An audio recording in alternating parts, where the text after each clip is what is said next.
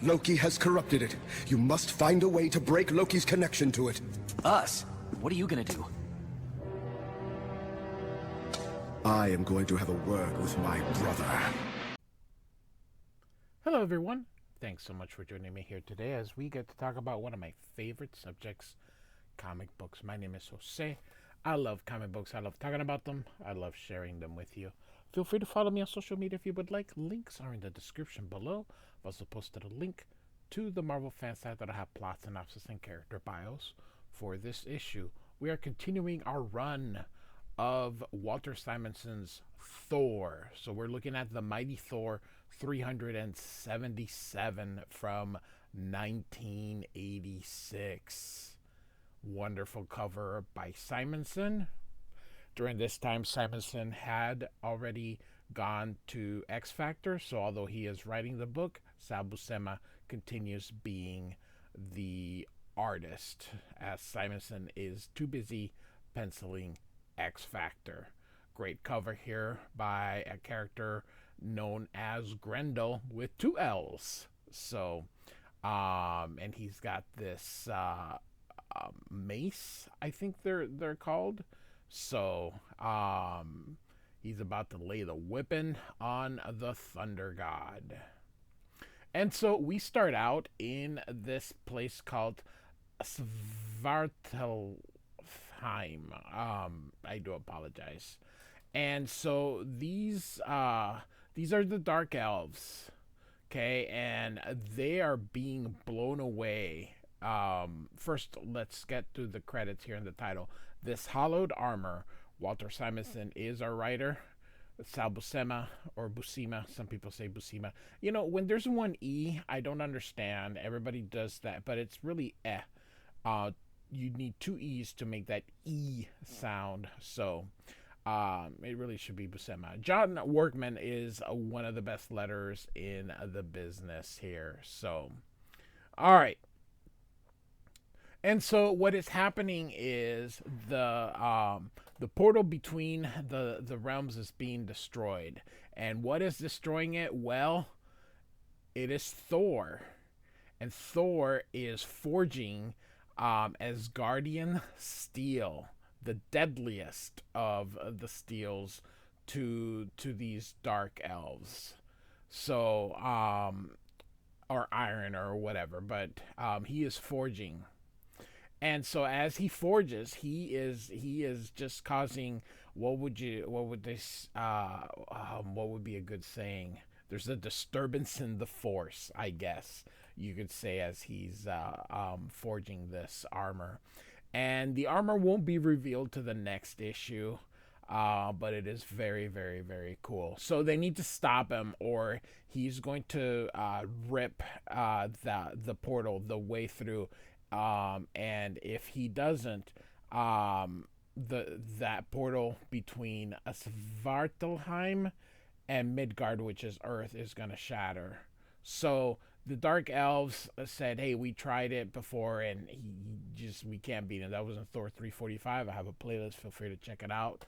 And this dude says we must summon Grendel, because he can beat Thor. So, all right, and so off they go to look for him, and they keep him in prison here. And so, but this dude, he hits, so he's got to go up, and so is he climbing with one hand in his bag? It's just kind of funny, but this is still cool because it does look like he's just walking up. And so here, this is supposed to be, I think, the same coloring as the. Although it works, but I think this is supposed to be the foot here. And so we're going to go in the past here, a few days before these events here that are going to lead to that. And Thor's in the hospital. They're like, you need to stay here at least 6 to 8 weeks. Your bones are broken. And Thor says, thanks for helping me, but if I stay here, everyone's going to try to get me. So I need to escape. And so we get a bit of a recap as to what has led him there. We see the battle with the Absorbing Man. And so he leaves, and now 2 days later, he's at this office here, Damascus Steel Incorporated. So he shows up here, and the Damascus says, I got your cable. That would be a telegraph, I believe, for business is lousy, but even so, taking over an entire facility for a week is an expensive proposition. I was a steel worker in a hard hat before I ever sat down behind a desk. And I've never forgotten how you reforged your hammer here once. That's why I agreed to see you. But can even a thunder god afford that kind of expense? So he gives him a cashier's check here, and he says, this certified check from the Bank of Switzerland should satisfy on that account. He's like, wow, how? And so he says, the gods, Mr. Braden, have dealt with mortals on a cash and carry basis for a long time. And so this is simple. This is Rheingold is more than a simple ring of doom in the operas of Wagner or Wagner. And so he then goes, ugh, and he says Thor, and he says it's nothing more than a minor twinge. And of course, we get a little bit of a recap. His bones are brittle from Hela, if you remember, and you've been following this. So now we're back to him forging this armor here and pouring the steel into this thing here, and then he uses his enchanted hammer, and he says, by the power of the god of thunder, I summon the forked lightning here to my need. The light would blind you. Now is the time when the hammer of Thor and the fires of Asgard shall transform you metal into the finished steel of my desire. Strike thou the steel as it pours, and strike now. So, and you see this, the lightning hit. I love this. Crack, Rathrum. So, all right. And so this guy says that thing looks like it's going to explode, and Thor explains, in truth, 'tis a result of the immortal energies confined with the mortal metal. Gather your fellows and withdraw. And this guy's like, no problem, we're out of here. The mortal does not live who could withstand the concussion of the forging. I must do it alone. And so down he goes and starts his little whack, whack, whack. And then again, we get an exposition as to sort of what's going on. And so now we're caught up here, and we are in Asgard, and Hela and Heimdall, who I thought were brother and sister. I swear to you, I thought they were brother and sister. But they're and if they are, then this is some Game of Thrones kinky stuff here. So he's like, is it so difficult, Amora, to be so lovely, either in laughter or in anger? And she says, do not seek to appease me, Heimdall.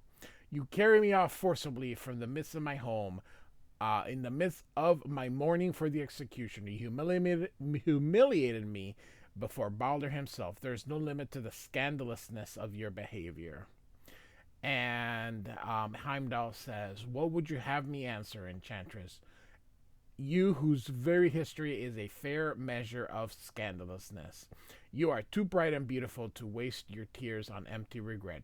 Better to live now and regret nothing later. I think that's she ends up in it. And this is the part here. See, you can see they're kind of making, they look like they're about to kiss here, but now she doesn't feel good, and she is going to fall. She's like, Heimdall, help me, help. So, and of course he picks her up and yells for her as Thor continues forging his armor here. And he thinks here, at last the armor is nearly finished. I shall yet cheat Hela of her revenge. And then he goes, what is this? The finished metal has suddenly ceased to glow, as though a new enemy has entered within the compass of its virtue. And now we get the Dark Elves here, and they're like, wanting to kill Thor. And so he's like, well, if you want to fight, I'm ready to go, bitches. So, of course, he doesn't really say that, but that's the sentiment. So he rips off his thing here, and he's ready to go. And he strikes his hammer, and then he's hit on the top of his helmet, and he's like, ow, that hurts. And here stands Grendel here. Flight is impossible, Thor. The Thunderer dies here this day. And so Thor asks, who the heck are you? And he tells them, tell Hela that Grendel sends the son of Odin to sup with her when you greet the death goddess in the cold corners of hell. So now we're going to have a bit of a fight here. And he tries to stop the mace with his hammer, but now it hurts and he broke his hand and drops his hammer. And so everyone's going to come try to get him, and he's like, yeah, I'm not ready to go yet. He kicks this giant thing, and so now the metal, the iron, is going to land on them, and of course that can kill him. And he's like, Grendel, help us. So, all right, back now in Asgard, we've got the frost giants here who are teeny tiny, and so Loki promised to return them back to their glory. And this guy's like, you think Loki's going to keep his word? He says, of course he is. And then we're going to take care of him. So Loki looks here, and you can see he grabs the teleporter ray, and we're going to Earth. This is actually X Factor's headquarters. And he's going to kidnap the Iceman. Now, this is the same panels that are drawn by Simonson on X Factor, so it's kind of cool. I have not gotten to this part yet. I have started my run of X Factor, but I just completed X Factor number 6. So we are a few, we're about 10 issues or so before this happens in X Factor. So I'll get to it, though. And so the Beast says, hey, let's go get a quick workout. Bobby's like, no, I've got too much to think about. And he's like, come on, it'll do so good. And then Bobby, of course, is kidnapped by Loki. And he's like, wow, gone already. Maybe that guy, maybe a guy that fast on his feet doesn't need to work out. And so here he is. Now he's trapped in this thing. And he's like, I can't move. And he's like, what's going on? And Loki's like, we'll have a chat later. But I need you now. So he's like, what the heck? He's icing over. And he says, I'm freezing. The cold. I can't stand it. So he's actually feeling it. And he yells, stop it. Stop whatever you're doing. And then he screams here. And then Loki says, excellent, the condenser is holding the charge perfectly. And so he shoots through Iceman, taking his powers, and off it goes. And he aims it at the Frost Giant, and suddenly they go from normal size to gigantic, because they are, of course, Frost Giants. And they're like, more cold, more. And this guy's like, Asgard shall yet be ours. And so the Warriors are still helping to train the two kids, Kevin and the other kid. We'll get to his name later because it'll show up. So these two are gonna wrestle here, and what the whole point is to help the kids be able to defend themselves against the bigger, stronger Asgardian kids. Sif watches by, and Hogan tells them, you kids are gonna be fine. You're taking apples from the tree of life, and they're making you strong. And but a greater gift will I give thee both. The one must possess skill to best Fandral, as I have. This skill is the least of talents. Such power as you have seen is a power of the mind and of the heart. To you, Kevin, and to you, Mick. So Mick is the other one. I will give you the gift of faith. 'Tis truly said on earth that faith can move mountains. I will be your mountain, and in the end, you will move me. And suddenly, Sif and Fandral both feel like the Enchantress, and they're like, I can barely move. We best return to Asgard quickly. So We're gonna leave that part alone till the next issue. Walter Simonson is sort of setting a subplot for the next thing here, and so back now, Thor is fighting Grendel, and Grendel's just kicking his ass, just plain and simple. And Thor, of course, with his curse from Hela, he just cannot stop him. And you can see that now between the Dark Elves and holding Thor and Grendel, they basically have him. And he's like, well, I'm going to finish the job. And Thor's like, crap, this can't be. I'm going to be slaughtered like a lamb. And so he hits the leg, which of course you see that big crack here, and brace it because his bones are brittle. And it uses what little bit of his powers he has left and gets rid of everybody. And Grendel says, give up, Thor, for the battle is over. I felt your leg break beneath my blow. Where will you run to now, little godling? And so he calls for Mjolnir, and he's like, what, your hammer can't do anything? But it hits him there from behind. And Thor's like, though I should perish 1,000 times, monster, I will never surrender to mine enemies. If this truly be Thor's final battle, then let the Skalds forever say that though his body failed him in the end, his fighting heart spurned every thought of defeat. And so he goes up against Grendel here, giving him a what's up. But there's a numbers game, and so he just cannot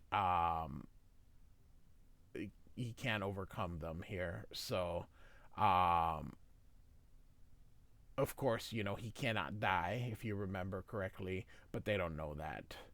And so Loki's watching this, and Loki is just content, but he wants Thor to suffer more, and he knows that he needs to help him so that he can extend his suffering. So he teleports Thor, and so he disappears from where he was here in Pittsburgh, and you can see him calling out Thor, and Loki shows up here, or sorry, Thor shows up at Loki's, and so he's collapsed, and he says, a refreshing sleep now and a gentle awakening tomorrow. Pleasant dreams, Thor, they may be the last thou shalt ever have. And he goes to check Iceman, and he's unconscious, but he's still radiating cold. And he says, your power is greater than I guessed. So, but the Frost Giants will have no cause to complain, I suspect. Full size and growing, it would seem. Excellent, thy task is finished, Drake. Tis time to stop my engines. And so this guy is like, the gold has ceased to flow from Loki's castle, so they're going to riot because they want more cold. And he's like, the source of such power is going to be ours. And this guy's like, death to Loki. And Loki is like, what? These ingrates, how dare they? And so those brainless cretins think to lift their hands against the one who gave them back their power. How dare they? I will meet them at my door as they deserve. I love this cape, and I love this version of Loki here. Loki's no powerless charlatan to bend his knees before a handful of ungrateful wretches. Cold indeed. The very fury of my anger will freeze them in their tracks. That's awesome. And so they come through, and you see them big, and like Loki's like, but the beard of Odin, they have grown large. So next, when Loki stood alone. Good stuff here. So all right, Thor 377, Walter Simonson and Sal Buscema. Good stuff, good story. We're sort of wrapping up. I think he's got maybe 10 issues left or so before Simonson bows out. And then we're actually gonna do a couple more. We're not gonna do the entire run from Tom DeFalco and Ron Friends, but we're gonna do a few more issues because there's a couple of stories after Simonson did that I particularly want to cover. So we'll we'll do that. But like I mentioned before, we are running. We're running into the end here for Simonson's run. So I have covered every issue from his the beginning. Thor 337, I believe, which is the first appearance of Beta Ray Bill. I have his entire collection. I bought them from when I was a kid, and little by little, I've actually been replacing some of the ones that I had um, in bad condition. So little by little, I've been buying them all. So, all right, like and subscribe. I do thank you so much for listening. Goodbye.